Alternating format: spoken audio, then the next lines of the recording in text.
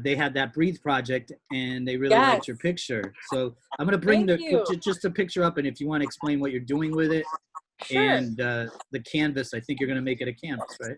Yeah, I have it. I just finished it last week. So so yeah, this is my piece I made. So in college I went to Marymount Manhattan for acting, and I did my capstone in in experimental theater. And for our project, I was really inspired by Yoko Ono's Cut piece, one of her things she did before she was famous. No one knows that she was a big performance artist downtown, and she did this thing at MoMA where she wore her best suit and everybody took a piece off of it, and it was a feminist piece. And I was really inspired by that.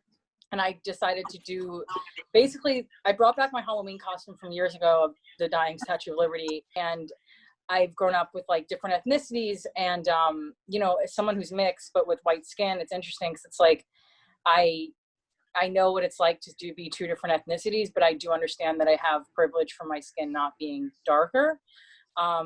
And it's always interesting. It's like I'm never accepted into one side of the family. I'm always like in between states. And as I have friends who are mixed, they understand what I mean.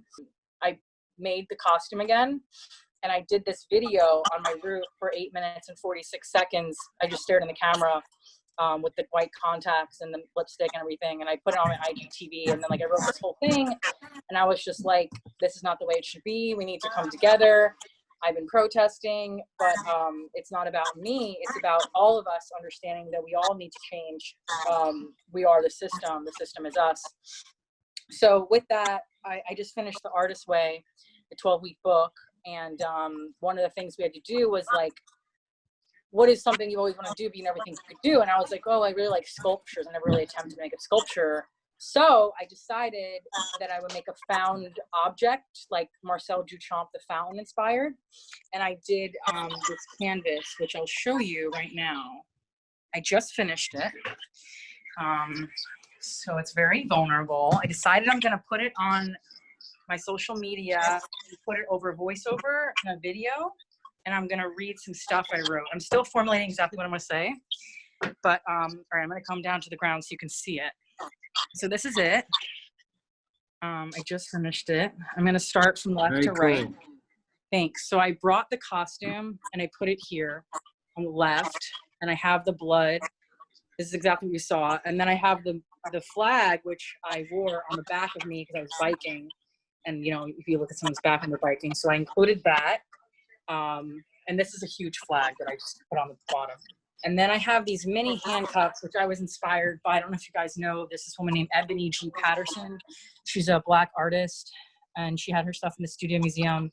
And she included little Nerf guns and little baby GI toys about showing how like children that are Black are seen as men in the news, and how women disappear, and how the children are raised or are seen from the beginning as criminals when they're just children.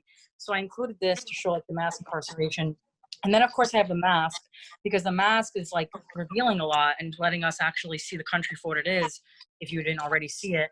And then I have this, because this reminds me of Obama, yet it's Martin Luther King, because he did the pop art, but it says dream. And then dream relates to the Black dream catcher, because dream catchers, you know, Native Americans were originally in this country, and then we stole the country.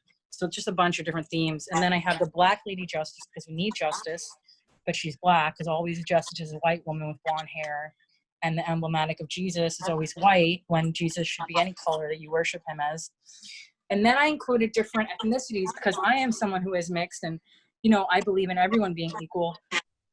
So I included different Madonnas and children, because, you know, with Jeffrey Epstein and all the craziness that's happening with the children learning about all of this and the virus, it's important to know, like, if we all can come together as a nation. And there's like, you know, like you have the Pieta, the original Pieta, which is white, but it's still like, it's very powerful. I took that photo myself when I was in Rome.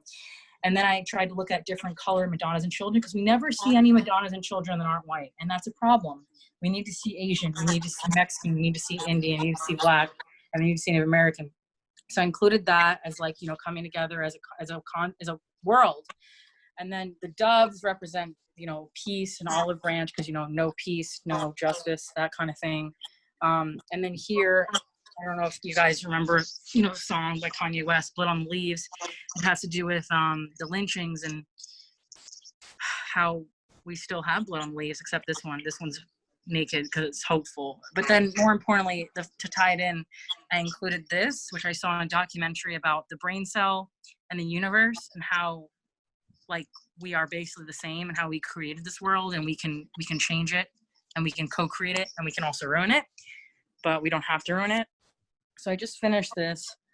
I'm actually going tomorrow. I'm going to go to the High Line and I'm going to go to Hudson Guild. I'm going to check out the project. I haven't seen it yet. I'm very excited. Yeah. I'm honored Definitely. to be a part of it.